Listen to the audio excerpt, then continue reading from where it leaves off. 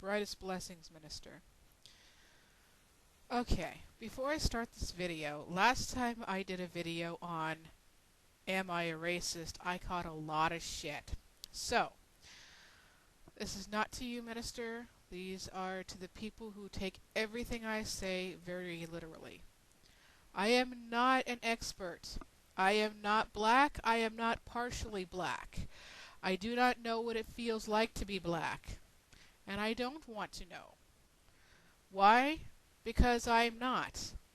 I am me, and I am happy to be me. Yes, I am of mixed race and origin. Whatever that race and origin is, it really isn't any of your business, but if you'd like to know, I'll be more than happy to tell you. Now, if you don't agree with me, great. Tell me. Yes, I'm fat, and no, I'm not an idiot. Okay? Just my opinion. It's only an opinion. Okay, now that we've gotten through to the people who really need it, you and I can talk, Minister. You know, I was thinking about it, and I could see how your opinion can be considered racist, or at least have a racist overtone. But I don't see you as being racist. You have white family. You don't have any particular negative or positive views on someone because they aren't black, or simply because they are white, or simply because they are of another race. And I think that that's the most important thing when having a racist view. Of course you're going to have certain things that you're going to be looking at if you don't know somebody. When I first saw your video, I saw you as a black man, as a black religious man, because I didn't know you. I hadn't seen your videos, I didn't know your opinions, I didn't know your thoughts and feelings. I saw you as what was right there in front of me, as I'm sure the first thing you thought of when you saw me was I was a white woman, overweight, and that pagan chick, as you learned later on. But in no way does that make you racist. You identified with me as you saw me. And as you got to see my comments and see some of my videos, I'm sure that you don't see me as that white fat pagan anymore, right off the bat. And if you do, well, oh well. Anyway, I don't think it's wrong. I don't think that it's considered racist for you to want your children to be not immersed in the culture of where you come from, but maybe to have it as more of a regular thing. You know, it all depends. I mean, yeah, you're raising them with some of the culture. You know, nobody in my family is black. I don't have any black relatives that I'm aware of. But yet when I was a teenager, my predominant choice of music was rap and hip-hop. You know, and I still like a lot of rap and hip-hop. It's not my predominant choice right now, but, you know, I listen to everything, and quite a bit of it is still rap and hip-hop. Okay? No, I'm not a wannabe. I happen to like rap and hip-hop. I happen to like a lot of music from cultures that I don't come from. You know? And I happen to like a lot of music that comes from the cultures that I am from. I happen to dislike a lot of music that comes from the cultures that I'm from as well.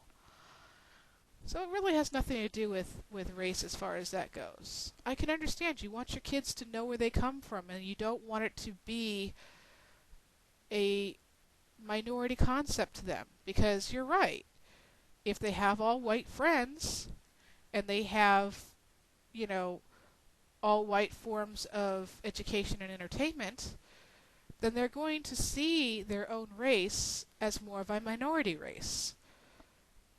And that should never be, no matter how much of a minority you are part of. It is your race, and therefore it should not be considered a minority in your mind or in your family's mind. But, you know, I can understand how you feel. I mean, if you're black and walking down the street, just seeing a few here and a few there. There's one. Oh, there's one over there. Up, there's one over there.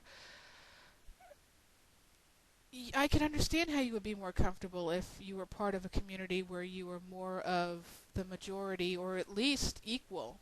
Not definitely not of the minority, or if you are part of the minority, maybe not such a big minority. I know that, you know, I don't remember if you saw this in one of my videos, but I'm gay. Okay?